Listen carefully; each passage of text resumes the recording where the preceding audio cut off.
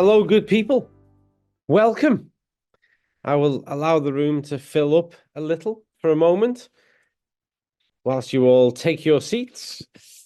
Happy New Year. Happy New Year. It seems strange saying that because it's the 18th of January, so we feel like 2024 is already well underway. But Happy New Year to you all. I hope you had a great Christmas and New Year, or whatever that period of time meant to you personally or socially. But here we are. I'm currently in Gothenburg at the head office. Outside, although you can see through the window, you can see blue sky, but the landscape is covered in snow. It is incredible. Let me reassure you that I went for a run last night and I still wore shorts. It's still definitely shorts weather, but it's great to have you all with us. And with me today on this first meetings of minds for 2024, I have our very own Ida Marie Pedersen from our product team, who's going to join me on this January edition. So welcome, Ida. Would you like to say hello to everyone? Hello, everyone. I'm so happy to be here, and it's gorgeous in Norway as well today. It's freezing, minus 15 degrees, and half a meter of snow everywhere. Well, we were actually just whilst people take that, we were meant to be in Norway yesterday. We were meant to have a full product team meeting at Faun all together, and the travel disruption caused by the storm and the snow prevented it from happening. So I was able to get to Gothenburg, and then we all spent the entire day online. So Ida and I are used to seeing each other this big on a screen. But today, importantly, as we kickstart the year, you will all know that a lot of people all around the world embrace the incoming new year with a notion of opportunity. And it's often said this idea of new year, new you, or new year, new me. And there's a lot of cynicism around that attitude, but I welcome it. I think any opportunity to start to do something better, particularly if it's aligned with or potentially benefits your health, is a great opportunity. So I am not cynical whatsoever. I think great. If now your attention is on this, let's grab it and let's make you successful. The problem we have is statistically, if you start a new health regime at this time of year, you're most likely to fail. And maybe that's because so many people are starting. Maybe that's because in the northern hemisphere, people are dealing with the fact that there's snow outside and there's winds and rain and who knows what. But the fact is that for the vast majority of people who start a new health kick regime in a January, they fail.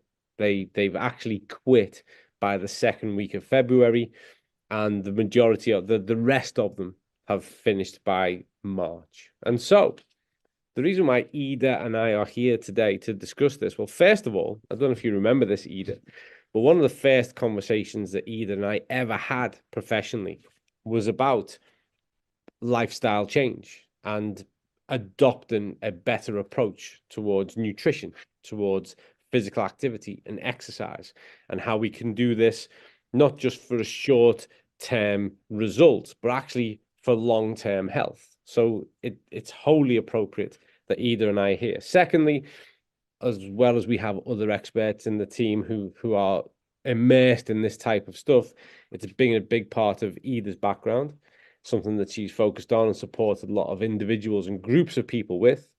And then thirdly, and perhaps most poignantly, when we start to consider how what we do at Zinzino aligns with and enables people and benefits people to be more successful when it comes to manufacturing a health change related to their diet.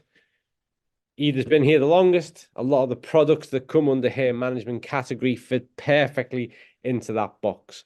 And so that's why we're here to discuss. But before I do, I'm going to give you a word of warning, because unusually for me, I've actually prepared a lot of slides, which I don't normally do. I normally put together 2 or 3 slides at best.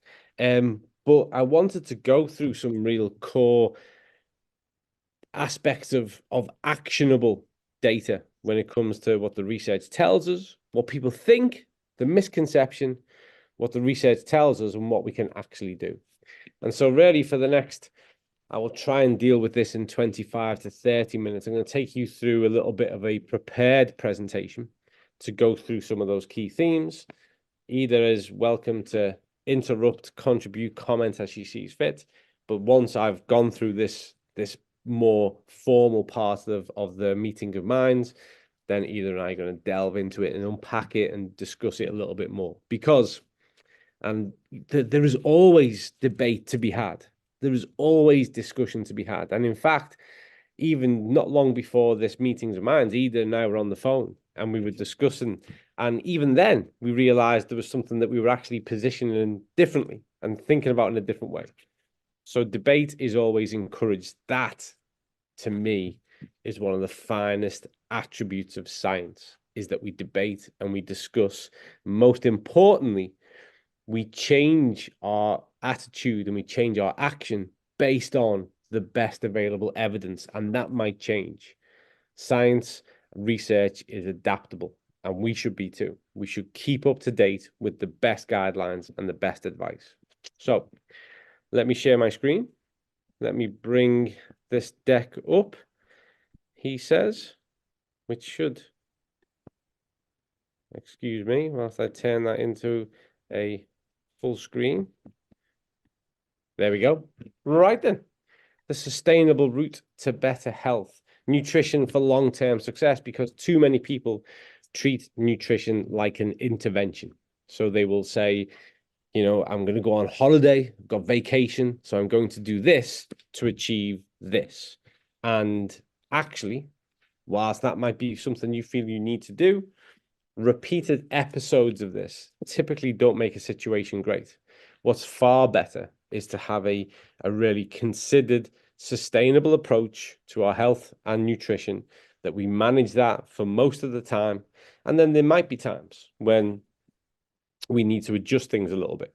It might be for a sporting event.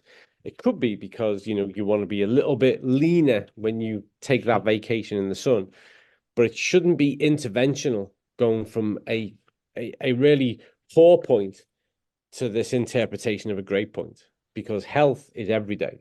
Health is not for a selfie. It's not for a vacation. It's not for a social media post. Health is how we live and how we engage with the world. So that's what today is about. So what we will learn is a blueprint for improved body composition. There's too much mysticism around managing your body weight. That's why there are hundreds of products that are promising you the world, that are saying that they can help you to achieve miraculous results in no time whatsoever. It's a huge industry. But actually, there's a real simplicity. There's a real simplicity to managing our body weight, to controlling our metabolism, and actually to have an overall improved health. And that's what we're going to unpack today. The way I've decided to structure it is, what is the common idea or conception, misconception? What do people think? And then a little look at what the science actually says. So as we go through each aspect, we'll look at how people typically think, and let's compare that to the science. So energy balance, let's start from there. Let's start with this huge notion of energy in versus energy out, more commonly known as calorie intake, the amount of energy we consume versus the things that we do. So calories in is our food. From any type of food that contains any type of energy, we will derive some calories, some energy, as well as all those macronutrients and micronutrient benefits to that. We take a sort of energy, typically reported in what we call kcals, calories, okay? What we spend is the thermic effect of activity. So everything we do creates heat.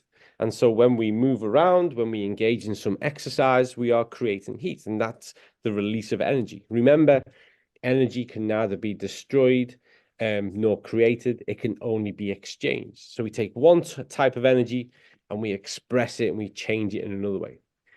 Diet-induced thermogenesis gets way too much attention, in my opinion, because what we're discussing here is that it takes energy to break down energy. So when you eat a piece of fish, There's protein in that. There are those really good fats that are in there. Well, let's say that piece of fish has 100 kcals, 100 calories. It's going to cost you, arguably, something like 15 to 20 kcals to break it down and to digest it and absorb it. And this is what's the diet-induced thermogenesis. But there's also diet-induced thermogenesis, is when we don't eat, and the impact that that has on the energy that we spend. So there's the thermogenesis, the cost of eating something, and then there's the cost of not eating something. And then we have resting metabolic rate. And that is literally what you cost to keep alive, to keep all systems functioning in energy every 24 hours, based on either lying flat or your daily activity, going about your work, or the exercise that you do. But the resting metabolic rate is just what it costs to keep you alive at rest every single day. So these are our methods of out. So the common misconceptions: calories don't count. It's not worth tracking calories. Sadly, calories do count, but people get obsessed counting calories. And it's one of those areas that we know that if we're just mindful of it, if we keep a track of it, then we keep them in check and we make sure that we don't consume too many. Because it's the simple ratio is this, is that your needs have a certain amount. All those things we discussed: rest and metabolic rate, thermic effect of food, thermogenesis of activity, that comes out at a total. If we eat more than that cost, then we will gain weight. If we break even, we maintain our weight. And if we reduce our calories, we effectively lose weight. There is way more to it than this. And I don't actually encourage people to become obsessed with counting calories. But maybe, not maybe, there's a benefit to doing it for a short period of time, which is to learn about portion size, to have an understanding of how much energy you are consuming through your diet, so that you can pitch it at the right level. If you need to lose weight, you can create a calorie-induced deficit. If you'd like to gain weight, we can consume a little bit more so that we can put on more muscle mass. And if we're looking to maintain, having an understanding. But study after study has gone to show a simple fact, that when we don't have any idea over that portion size control, that is the fast track to systematic overeating. And it is overconsumption that leads to overweight, that leads to obesity, metabolic syndrome, type 2 diabetes, and other consequences that are related to excessive consumption of food energy. If we're going to lose weight, the fundamental thing is to make sure that we create a calorie deficit. But it's way more nuanced than that. What I greatly dislike are so-called health experts who will say it doesn't matter what you eat so long as you've got a calorie deficit. It's not true. It's simply not true. If you are consuming the types of food that encourage your appetite and prompt you to eat more, you will. You can't tap the brakes and press the accelerator at the same time. It just doesn't work. And those types of food, those energy high, nutrient low foods, are constantly hitting the accelerator. They're also bringing about changes with regards to ghrelin, the hunger hormone, leptin, the appetite control hormone, which is also monitoring body fat reserves, and it interferes with those signals. So the key thing is to always think about food quality, but always, if we're going to manage or effectively lose weight, think about calorie quantity. To be mindful of it. Take some time to equate it, estimate it, and then move on through and adopt a sustainable diet that is in keeping with it. Because of that, because of our changes of activity, there are different ways of doing it. And I really don't want you to become obsessed. But what I would say is, in a week, calculate your requirements for 3 types of day. A sedentary day, where you don't really do anything. A low active day, where you might just do 1 exercise session. And an active day, where you might be really active at work, at home. You might do 2 exercise sessions, whatever it is, a more active day. And then adjust your calorie requirement. So for weight loss, if you've counted your calories and you need to lose weight, and you estimate that your calorie intake was 2,500, the best and the most sustainable rate is to reduce 10 to 15%. So you would take 250, 300 kcals off, and you would be under consuming. For weight gain, you would add, and typically that would come from proteins and fats, not carbohydrates. You would increase the amount of proteins and fats in the diet. The way to do this is to track your food either using an app, do some counting, or follow a planner. That can be a really effective way. But what I will say is that it's really important that you get the scale of it. You make it so that it's a practical, real way to live, which we're going to look at the moment, and then you move on. You cannot spend your whole life counting calories. That would just be horrendous, practically, and even with regards to an outcome. But there might be times we recalibrate and go back in.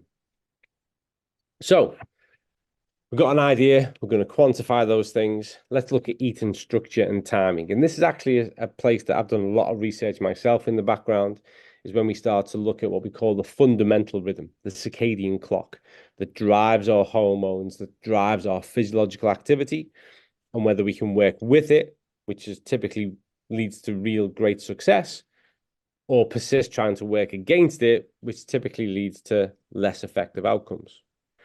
And so when we combine an eating window with an eating structure, we can be really effective. Now, we don't have time to go into intermittent fasting, time-restricted eating. They would be talks on their own. But I would encourage you to think about how much of an eating window do you function within. I'm a huge fan of the 16-8 time-restricted eating most days of the week, purely because we bring about a huge amount of endocrine release, gastric release, so the stomach isn't constantly having to digest and absorb food. And also it helps us to effectively control the amount we eat without us being obsessed with calories. And so if we were to adopt a routine whereby we were looking at a eating structure and an eating window, it would look something like this. So around about 11 o'clock in the morning, we would take on some breakfast, have our lunch a couple of hours later, snack late afternoon, dinner around about 17:30, and then a light snack 1900 hours. So we've had 3 meals, 2 snacks, making sure we're eating sufficient amounts with an eye for quality on our food, which we'll come back to. We've contained the metabolic window within those 8 hours, and we've allowed that 16-hour fasted. I get asked about this a lot. And when it either comes back into the talk, I'm going to ask her about this. Lots of people ask me about time-restricted and intermittent fasting.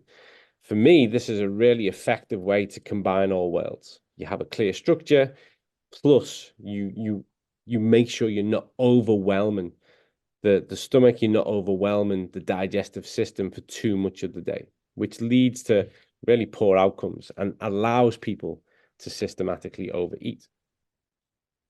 So, common beliefs and misconceptions. Breakfast is the most important meal of the day. Technically, that's true. And there's a lot of studies that have said that people who skip breakfast will typically, they're more likely to overeat. But breakfast is a mindset, because breakfast doesn't mean you have to get up and you have to eat at 7 o'clock in the morning. Breakfast is literally how you break your fast. So there's been a period that you haven't eaten for, more than likely overnight whilst you've been asleep. And until you actually consume some food, take some nutrition on board, you are in a fasted state. Where you look at the research that says, okay, so perhaps I take my breakfast at 11 o'clock, for instance. The important part is not that you've delayed when that breakfast happens. That can be really positively powerful. The important part is, well, what is that meal made of? That's where this notion of skipping a meal starts to lead to poor outcomes. If at that breaking of the fast, even though it's later in the morning, you take on some really good quality protein, if you've got some really good complex quality carbohydrates, some fibrous carbohydrates, So let's say, for instance, you're having something like a bowl of porridge with chia seeds in there, blueberries, raspberries, you've got some sliced banana. Incredible, incredible meal. That doesn't fit in with this narrative of skipping a meal. Let's say your breakfast was scrambled egg with avocado, smoked salmon on sourdough bread, protein, essential fats, good source of complex carbohydrates, fiber. Again, brilliant. The fact that it happened at 11 o'clock is irrelevant. That's another powerful positive. Another one is that eating before bed will make you gain weight.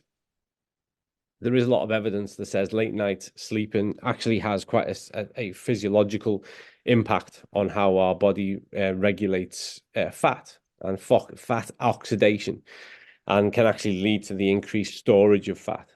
But we never advocate late night eating anyway, late, and particularly meals. And when we say late night, we're talking after 2000 hours, like 2100 hours, 22. It's better to ease off at that time. And then there's this notion that I see a lot now, the time restricted eating harms the body. Doesn't harm the body. All the best evidence goes to show that managing our metabolic window has positive impact on our endocrine system, on our digestive system, on the gut microbiota.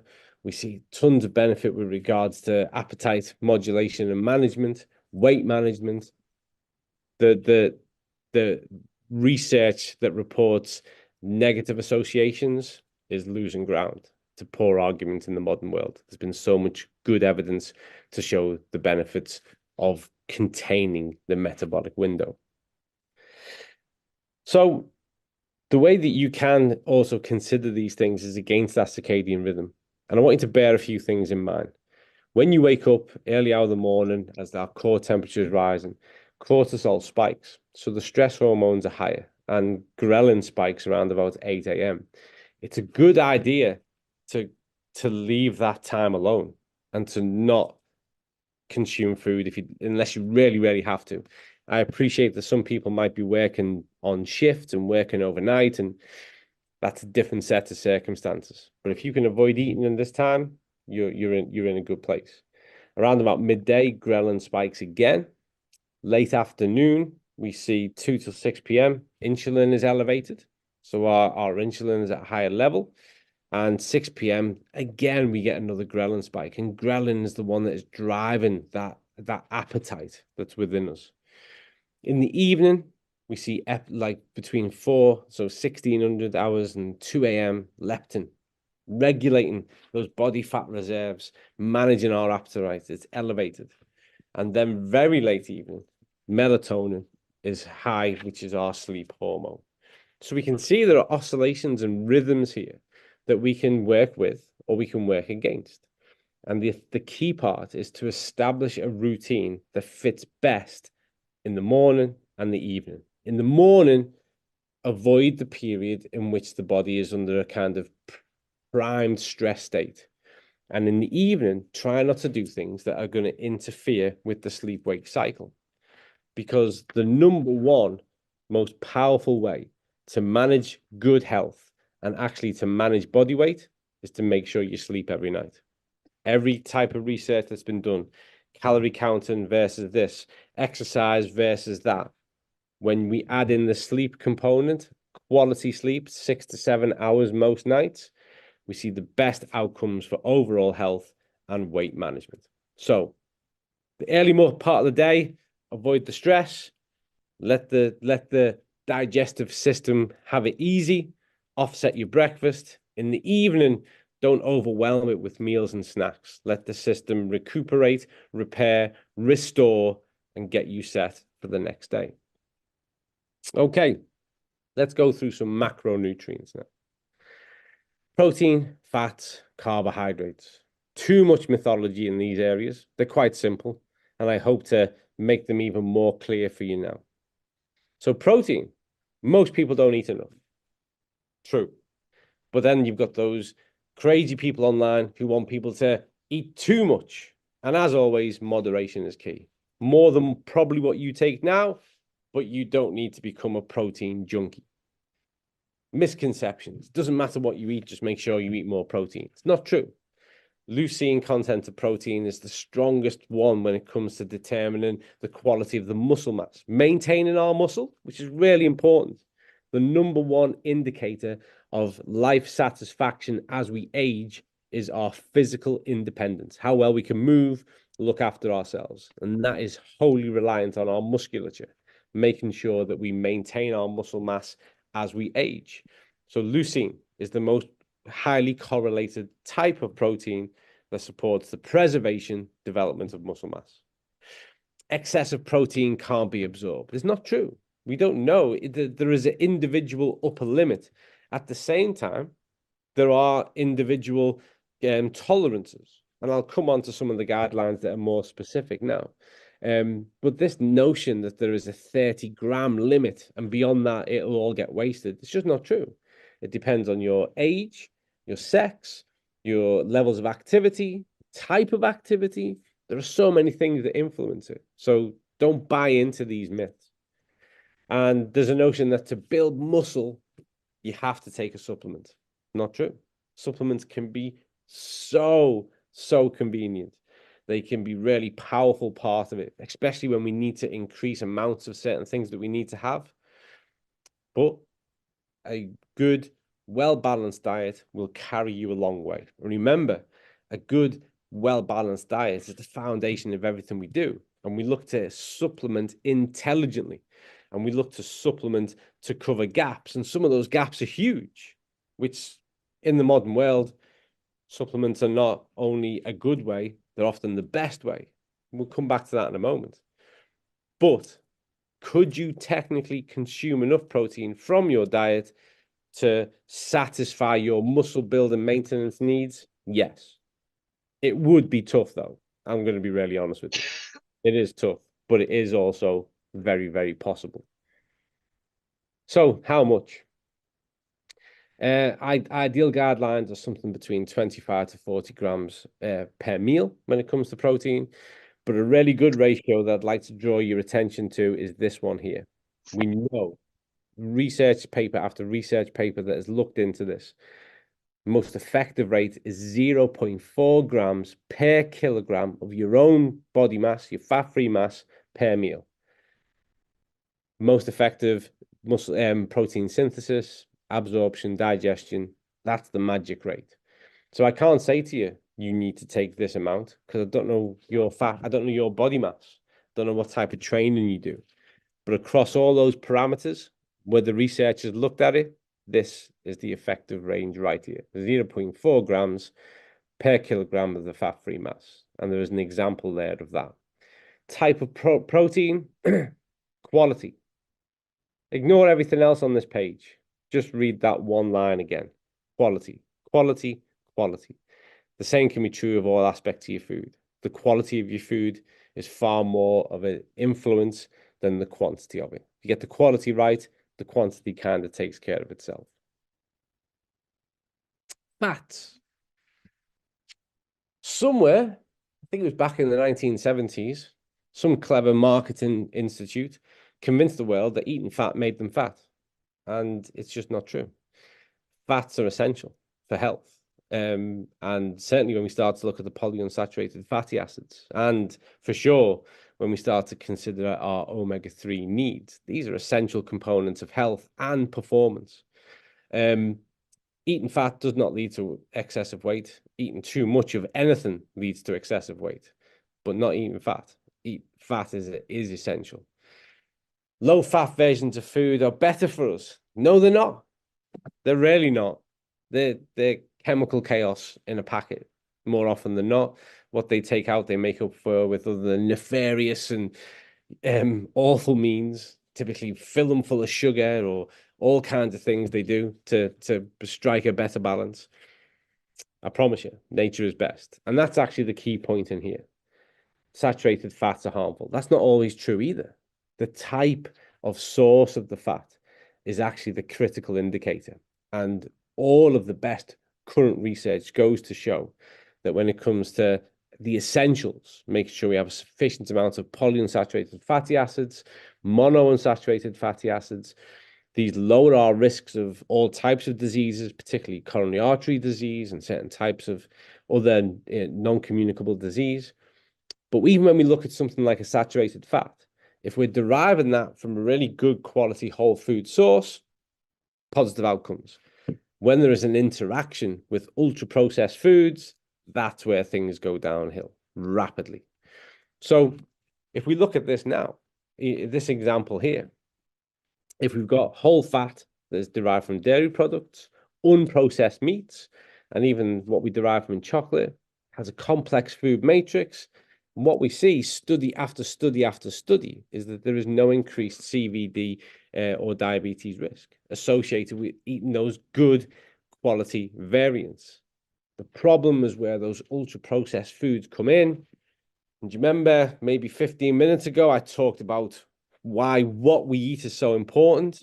Hitting the brakes and the accelerator at the same time just causes the engine to stall. It's never good. It's the quality of what we do, central to everything that we do. A whole food diet or a diet that is far more made of whole foods will carry you a lot further with intelligent supplementation. That is the art to get nutritional health right. So it's important that you don't think of the two as the same. Where you see fat listed or commented on in a processed, ultra-processed food, think of it as entirely different to where you would see a fat that is commented on or explained when it comes to unprocessed red meat or whole food derivatives. They should literally have a different word for it. That's how different they are. So how much fat? The Nordic Nutrition Recommendations 2023 recommends that total fat should constitute 25 to 40% of our total energy intake. And I must stress at this point, 1 gram of protein or 1 gram of carbohydrate equals approximately 4 calories, 4 kcals, whereas 1 gram of fat is equal to 9 kcals. So double, more than double. So when we're monitoring it this way as a percentage, remember 1 gram is literally like for like twice the amount of the others. So the ratio is not that simple. We're converting a total into a percentage. Type of the quality that we want: saturated fat from whole fat dairy, but in lower amounts. Monosaturated fats from nuts, avocado, olive oil, and then our polyunsaturated fats from nuts, seeds, fish. Obviously, fish is where we're going to derive that DHA and EPA. We can't get that from those plant derivatives, so it's essential that we have an equivalent from them. And the key thing is the timing.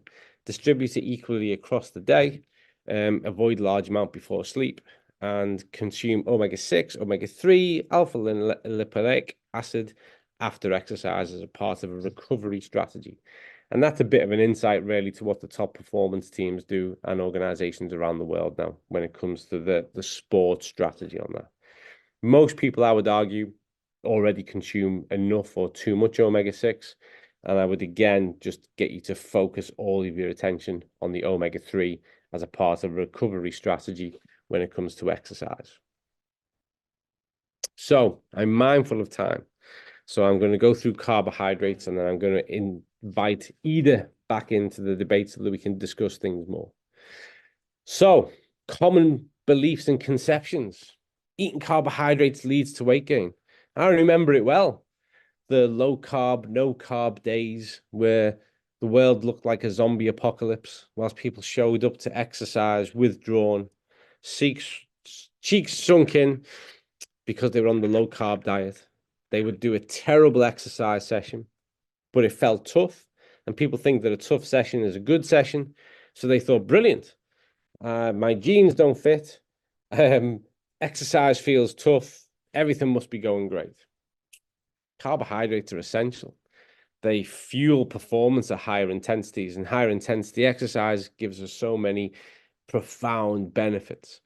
And there's a difference. Again, the way we've looked at fats and proteins under a different light, there are good carbs and there are not so good carbs. Refined carbohydrates are not our best friend.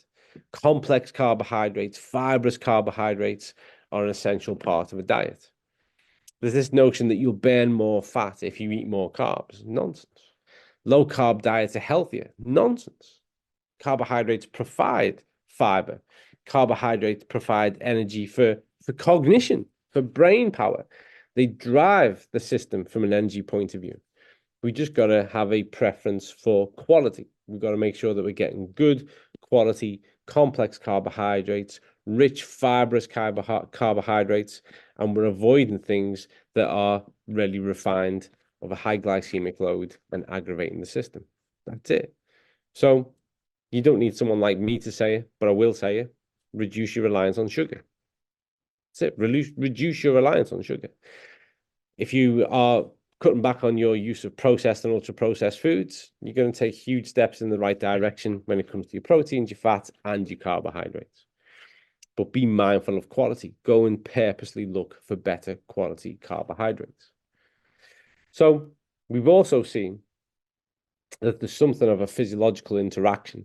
When a person who has excessive weight, heading towards metabolic syndrome or something like type 2 diabetes, actually reducing overall carbohydrate intake has quite a rapid, profound impact on them regaining control of their glycemic control, insulin response, and leads to quite a measurable reduction in weight. So it could be that when we're thinking of things as an intervention, in those instances, we would have a period of time, 4 to 8 weeks, where we would induce that to then get into a more sustainable route of a preference for good quality complex carbohydrates, choosing better options and not excluding totally. And that's probably one of the rare terms where an intervention works. But when I worked clinically, we would derive nutritional interventions to help people in extreme circumstances. And this is an extreme circumstance.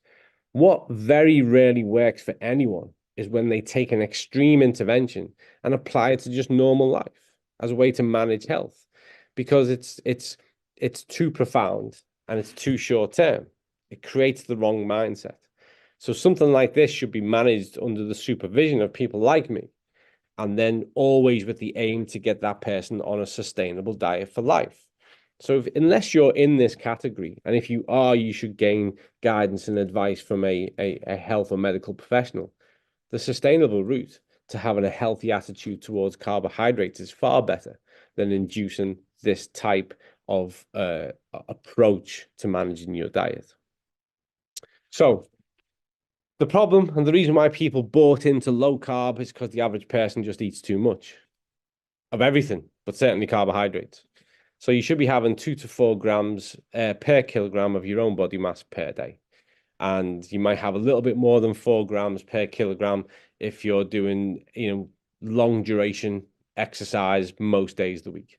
So if, like Jacob and I, you've signed up to do an Ironman this year, you might on certain days take more than 4 grams per kilogram. But if you're just playing a bit of soccer or handball or basketball or hockey or tennis, you're going to be fine. 2 to 4 grams per day, 2 to 4 grams per kilogram of your own mass, and have a preference for quality. Prioritize minimally unprocessed source of carbohydrates. This notion of from the garden, farm, sea to plate, these are better things and ways to think about the food that we consume. Go for complex, slow carbohydrates over fast ones, refined, sugary types of carbohydrates. Timings of it, consumed during most active parts of the day. So trying when you've broken that fast, that middle part of the day, and immediately after exercise. So if you've just done a really good bout of exercise as a part of your recovery strategy, everybody's obsessed with protein, but it's a really good time to top up those glycogen stores and put some carbohydrate back into the system. So we're going to go into micronutrients and supplements, but I'm going to shut down the slide deck because we don't need slides for that. He says, if he can stop sharing, give me 2 seconds either whilst I remember how to do things. Let's have a look. I want it to stop. There we go. Bingo. You're back, Ida, which is great because I'm going to take a sip of water. So, Ida, I'm going to open up to you. I did want to, we've got a good 18 minutes left. people feel free to throw a question into the chat and I'll try and pick them up. But first of all, Ida, I'm going to invite you to comment on the information I've just shared. And if you feel appropriate, challenge any of those ideas. Yeah. First of all, what a great presentation, Colin. I think for a lot of people, some of this information is new. And I saw some comments in the chat and the Q&A box. So well done. I, of course, agree with most of what you're saying, but I will maybe focus first a little bit about the fact when we're recommending to count calories. Because to me, it depends on the person that we are recommending this to. I want to really stress the importance of not counting calories on behalf of children or in children, because they need to grow up and have a healthy relationship to food. And when I'm working with athletes, I usually do these food records so that they are registering everything that they are consuming for 3 days or up to even a week. And the reason why I do that is not primarily because of the calories. I want them, as you discussed in your slides, I want them to have more knowledge about the food that they are consuming. Where are those proteins? Where can we find the good quality protein sources? Well, they need to read back on the backside of the label of food products, and also a lot of them are actually having an epiphany when I provide them with the results that they should consume more proteins usually. They should consume more carbohydrates. And if we're talking about handball, for example, a lot of them are struggling to meet their requirements for different macronutrients, especially carbohydrates, because they are training on very high intensity up to 10 hours, maybe even 15 hours per week. And a lot of them are not consuming enough protein. And that is especially athletes growing 18 to 20 years of age, for example. Yeah. And I also would like to discuss a little bit more about the time when we are counting calories. A lot of young people could go very deeply into counting calories, and we should, as friends or parents, also be on the look for not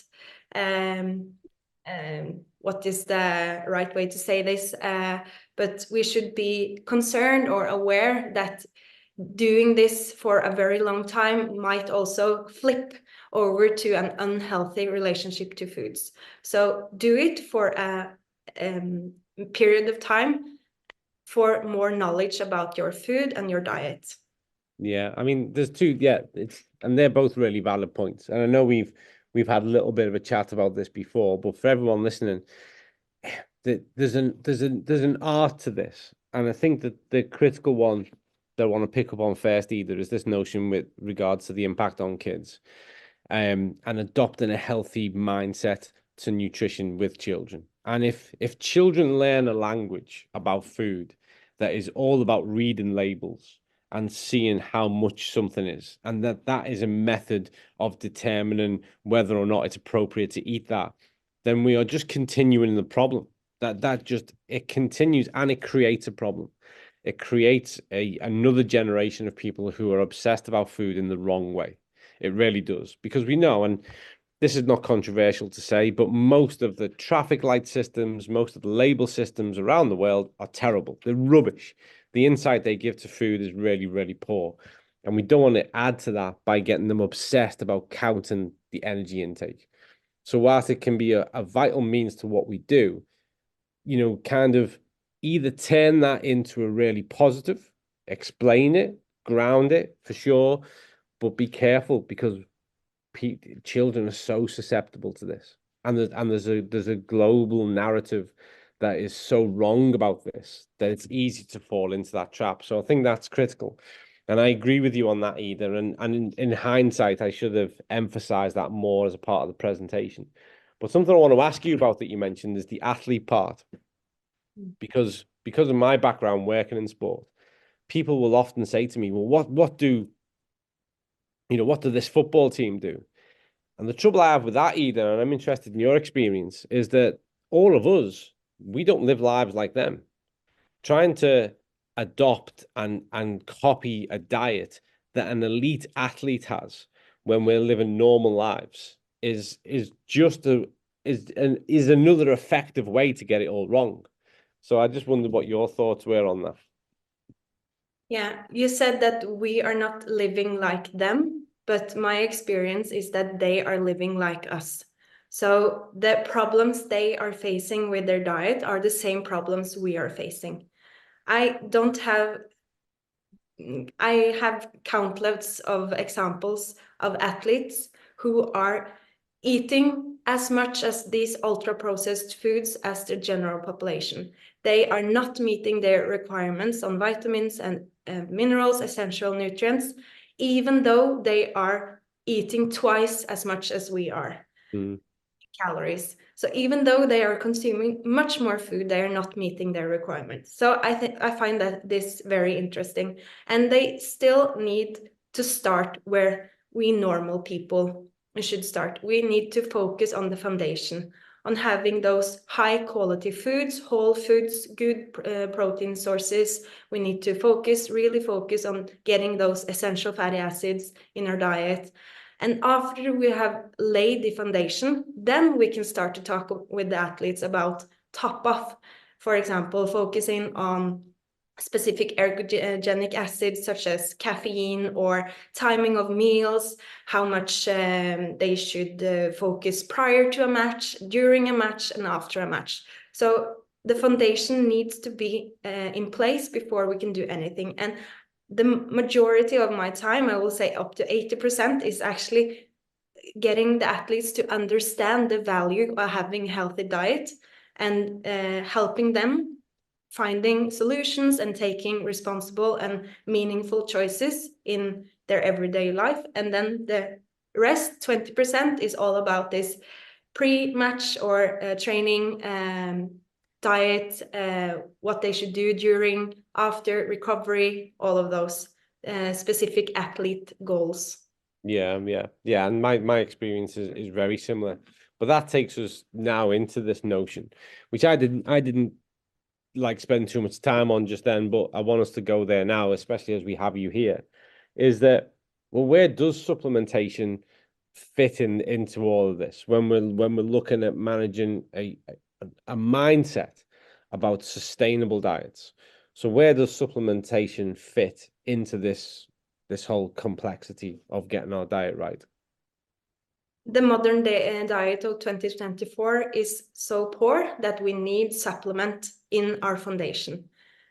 We cannot get what we need from food alone. We are consuming 50 to 60% of ultra-processed foods, and as you have explained, these foods are very high in calories and they are low in nutrients. So the nutrients are missing and we need to fill that gap with supplements. And at Cincino, our foundation in this approach is the health protocol, with restoring balance, restoring our gut microbiome, and really focusing on our immune system. So I always start there. And then, of course, there are many supplements we have in Cincino fitting into healthy lifestyle. For example, we should bring Lean Shake up in this discussion. Yeah. Amazing and well-tasting product as well, and that is not something that you see everywhere, that you have a high quality product and it tastes good. We have both in Lean Shake. But Lean Shake is a product for weight management. In those cases, you are replacing one meal a day with Lean Shake, so 2 sachets of Lean Shake, or for weight reduction, replacing 2 meals a day, meaning 4 sachets in totals. And I will also like to stress one other thing when we're talking about weight management, and that is the importance of really focusing on having synabiotic in our diet, because synabiotic is important for our weight management, more specifically because it helps to reduce those blood sugar spikes. So if we are taking synabiotic with a meal with a meal with, for example, 50% carbohydrates or 40% carbohydrates, it will lower the blood sugar spike after that meal and makes us want to, or the cravings after that meal will be reduced. So if we have all of these spikes all the time, our blood sugar is going up and down and up and down, and that promotes cravings and eating in between meals. Yeah, and I mean, interestingly as well, when you look at dietary fiber intake, we talk a lot about deficiencies, but when we look at dietary fiber intake, the average person across Europe, North America, Australia, in all those common territories, consumes on average less than 50% of the recommended dietary fiber intake per day. So people are deficient to 50%. When we look at the impact that has on the gut space, when we look at the impact that has on managing, glycemic control, insulin response, both pre and post with the amplitude of the curve when it comes to a meal, a product like Xenobiotic, it literally, I'm always reluctant to say it either, but I do agree. These become a part of the foundation. These become a part of the foundation because there are so many challenges that people face. They face it financially with regards to availability, accessibility to certain types of foods, palatability, taste, food familiarity, what they know about, how they can incorporate it. So something like that is really profound. But when you mention lean shake, I don't think we've discussed lean shake. I can't remember the last time we discussed lean shake. I can't remember the last time anyone put the spotlight on lean shake. And yet, as you'll be aware, I mean, it's a product I use every single day. There's not a day that I don't take a lean shake. It's such an effective way if you're post sport. That's typically when I use it, is after training. But for sure, if you're going to take those really measured steps to quantifying how much you consume, and yet you want something that's going to provide essential vitamins, minerals, a determined amount of calories so that you can really keep a check of what it is. You start to hit up your protein intake. I mean, something like that, we don't talk about it enough. You're right. And I'm glad you brought that up. These are key aspects of it. The health protocol drives a sustainable dietary change, but lean shake as a part of that. Maybe we should